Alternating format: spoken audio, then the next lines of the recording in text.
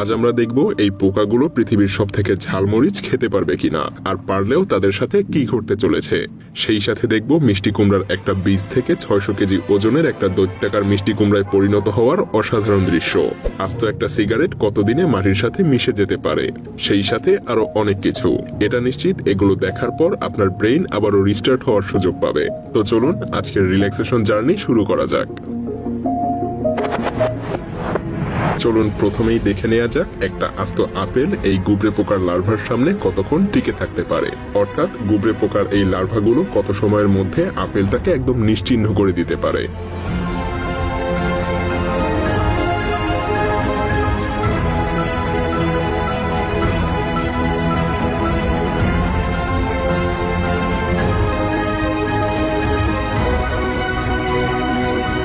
একশো 11 ঘন্টার মধ্যে আপেলটা একদম নিশ্চিহ্ন হয়ে গিয়েছে।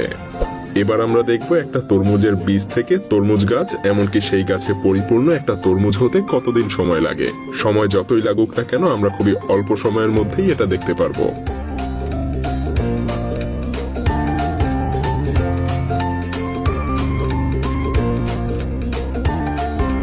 ঠিক 43 দিনের মাথায় তরমুজ গাছটাতে কুড়ি আসে। এবার দেখা যাক এই কুড়ি থেকে পরিপূর্ণ তরমুজ হতে আর কতটা সময় লাগতে পারে। পর্যন্ত 110 দিনে তরমুজের একটা বীজ থেকে তরমুজ গাছ এবং পরিপক্ক তরমুজ হয়ে যায়, যেটা এখন চাইলে আপনি খেতে পারেন।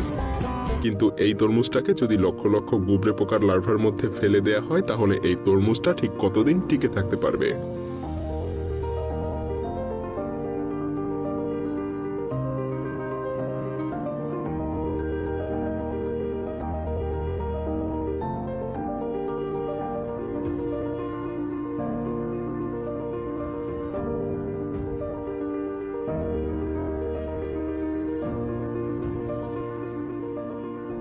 260 ঘন্টা, অর্থাৎ 11 দিনে তরমুজটাকে গুবরে পোকার লার্ভাগুলো খেয়ে ফেলে।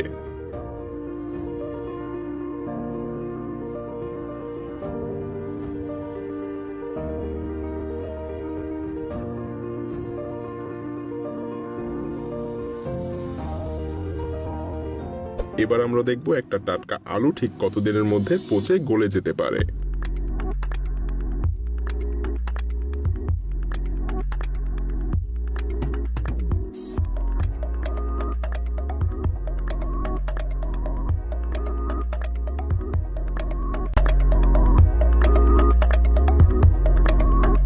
দুইশো 272 দিনে একটা সতেজ আলু সম্পূর্ণভাবে নিশ্চিহ্ন হয়ে যায়।